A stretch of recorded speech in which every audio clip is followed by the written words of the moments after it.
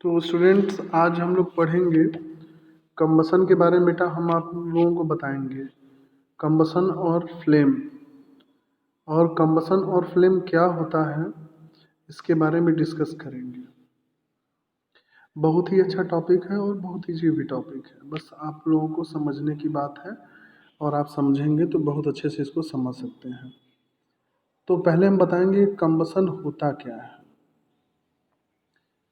तो you have studied in the first thing that early human learned was produce fire, that was supposed to be the key to existence of humankind in major energy release mechanism on the earth। Human के द्वारा पुराने समय में अगर कोई चीज़, सबसे अच्छी चीज़ अगर खोजी गई थी तो फायर की खोज थी, क्योंकि फायर की खोज ने ह्यूमन का पूरा लाइफ ही चेंज करके रख दिया। क्योंकि फिर उन लोगों ने, ह्यूमन ने एनर्जी के नए नए तरीके प्रोड्यूस करने का तरीका हम लोगों ने खोजा, लेकिन उसमें फायर का योगदान सबसे इम्पोर्टेंट था। ठीक है।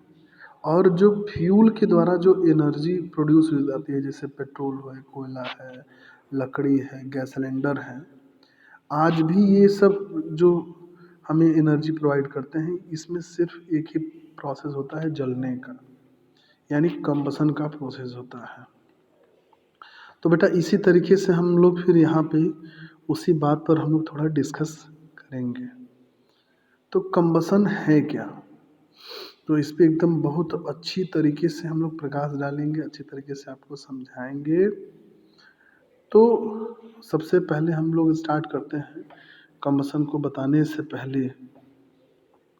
कंबसन का हिंदी मतलब होता है ज्वलनशीलता, जलना।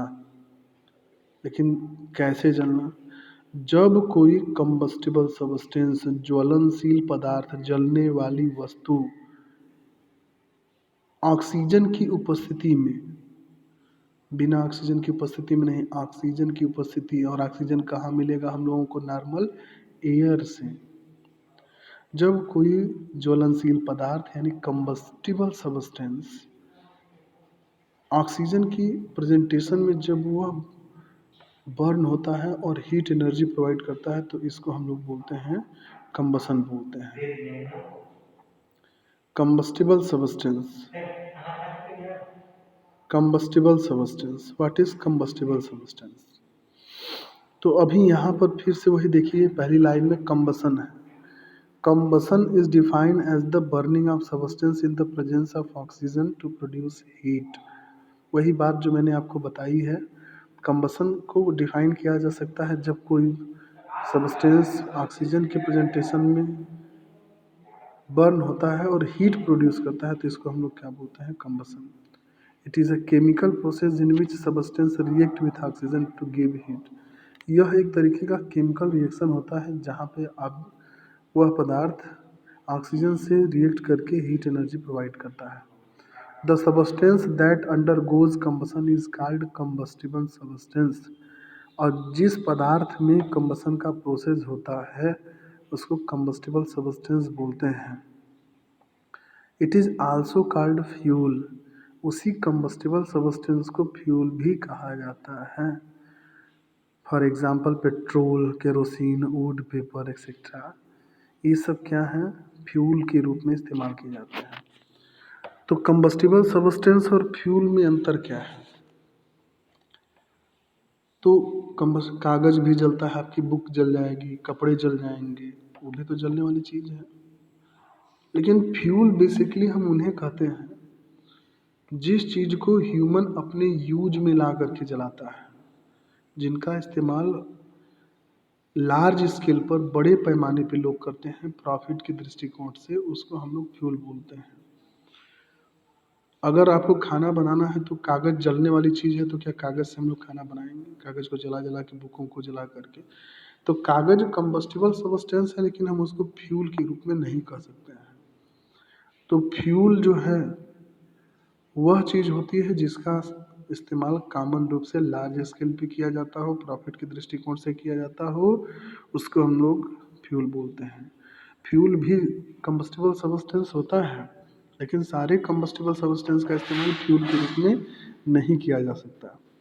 जैसे हम कागज़ का इस्तेमाल खाना बनाने के लिए या जलाने के लिए नहीं करते हैं। हम क्या यूज़ करते हैं? लकड़ी, कोयला, उपली का इस्तेमाल करते हैं, तो ये हमारे लिए फ्यूल के रूप में इस्तेमाल किए जाते हैं, पेट्रोल, डीजल। ठीक है बेटा, तो आपको बात समझ में आ रही होगी कि हर जलने वाली चीज़ फ्यूल नहीं हो सकती।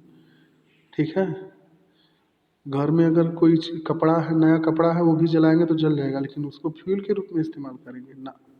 तो कंबस्टिबल सब्सटेंस है लेकिन फ्यूल नहीं है। तो फ्यूल कॉमन रूप से यूज होने वाला, प्रॉफिट के दृष्टिकोण से यूज होने वाला जो कंबस्टिबल सब्सटेंस होता है उसको हम लोग फ्यूल बोलते हैं।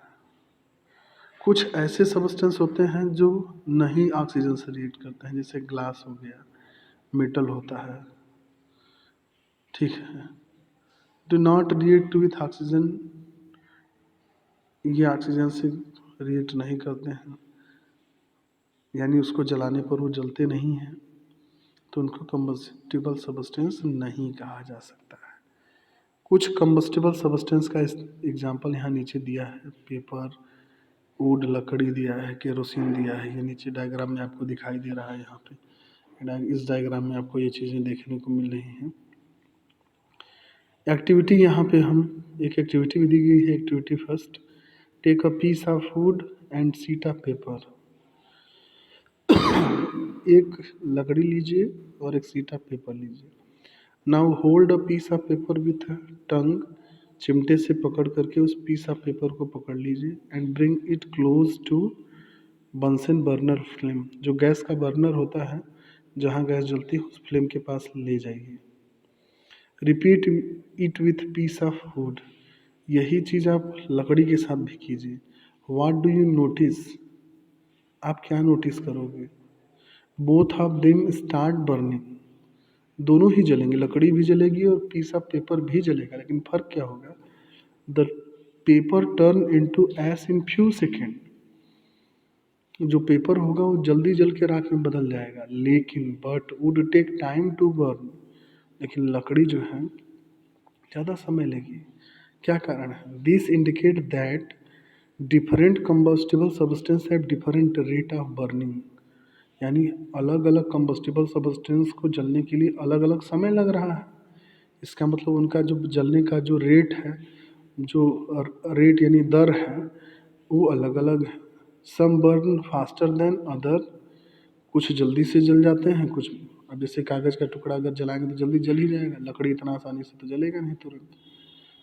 ठीक है, तो इस एक्टिविटी के माध्यम से हमें क्या जानने को मिला? इस एक्टिविटी के माध्यम से हमें ये जानने को मिला कि बेटा एक चीज़ होती है जिसको हम लोग सामान्य रूप से कहते हैं, ठीक है, सामान्य रूप से हम लोग कहते हैं कि